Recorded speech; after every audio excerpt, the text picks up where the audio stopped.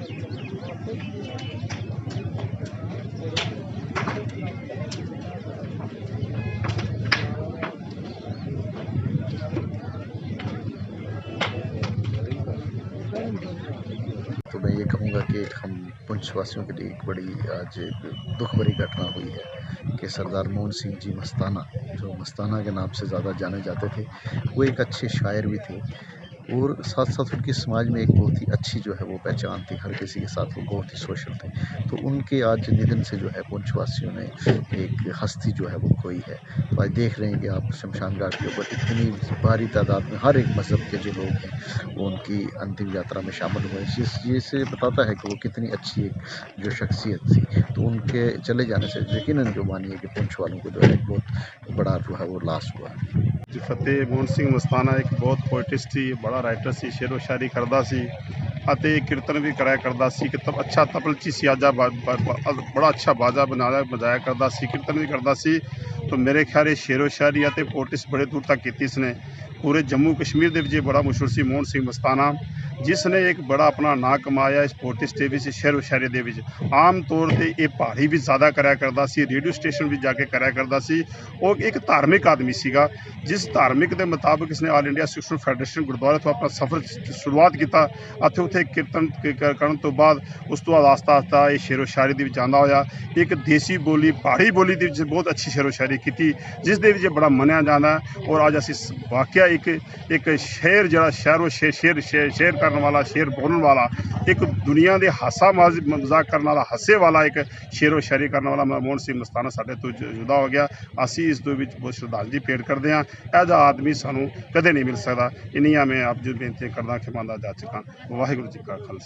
آج موہن سنگھ مستانہ جو پنچ کے ایک عظیم شاعر، ایک ادبی اخلاقی شخصیت تھی، ان کا یہ سن کر کے وہ ہمارے بیچ میں نہیں رہے، انتہائی افسوس ہوا ہے۔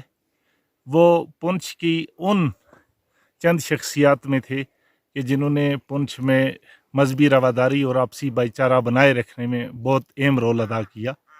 وہ نہایت ہی خوش اخلاق اور بہت سلجھے ہوئے شاعر تھے اور بہت بڑی شخصیت تھی۔ مجھے یاد ہے کہ ان کے ساتھ مل کے ہم نے پنچ میں پنجابی کا کلچر اکیڈمی کی طرف سے ایک تاریخی مشاعرہ کرایا تھا، جس میں بچن سنگھ دردی، جو کہ آج ہمارے بیچ میں نہیں ہیں، انہوں نے اپنی نظم سنائی تھی مشاعرے میں، آخری بار حصہ لیا تھا، اور 1947 کی لی ہوئی ہارمونیم پر انہوں نے اپنی غزل گنگنائی تھی۔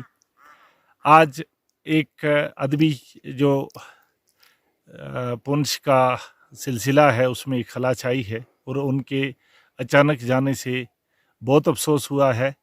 وہ شوگر کے مریض تھے اور کافی عرصے سے جموں میں رہ رہے تھے، اور اس بیماری کے ساتھ انہوں نے بہت جنگ کی اور برابر سب کا خیال رکھتے تھے، وقتاً فوقتاً تمام اپنے جو دوست و احباب تھے ان کو فون کرتے تھے۔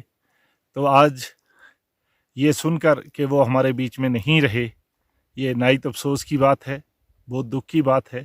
ایسی شخصیت کو پیدا ہونے میں بہت عرصہ لگے گا، اور پنچ کی وہ تمام شعراء حضرات جو ان کے ساتھ شانہ بشانہ تھے، جن کے ساتھ ان کا قریبی تعلق تھا، وہ آج صدمے میں ہیں۔ میں خود ذاتی طور پر ایک صدمہ محسوس کرتا ہوں۔ میں دعا کرتا ہوں کہ اللہ ہمیں ان کے بتائے ہوئے راستے پر چلنے کی توفیق دے، उनके परिवार के साथ हम बराबर के उनके दुख में बराबर के शरीक हैं। हम दुआ करते हैं कि अल्लाह उन्हें सब्र दे और हमें उनके बताए हुए रास्ते पर चलने की तौफीक दे। अब चूँकि ये कानून कुदरत है, इसमें इंसान कुछ नहीं कर सकता, बेबस है। हम दुआ ही करते हैं कि हमें अल्लाह तौफीक दे कि हम उनके बताए हुए रास्ते पर चलें। उनकी वो नज़म कि मेरे देश दे वीर जवाना हर एक की ज़बान पे है, बहुत खूबसूरती से पंजाबी, पहाड़ी, उर्दू में लिखते थे और अजीम शोरा में शुमार किए जाते थे, और उनकी मौजूदगी के बगैर कोई भी मुशायरा अधूरा रहता था। उनका नाहित अफसोस हुआ है। हम चाहेंगे कि उनकी याद में एक हम मुशायरा करेंगे, एक गेट टुगेदर करेंगे, और हम इस दुख की घड़ी में उनके परिवार के साथ हैं। शुक्रिया।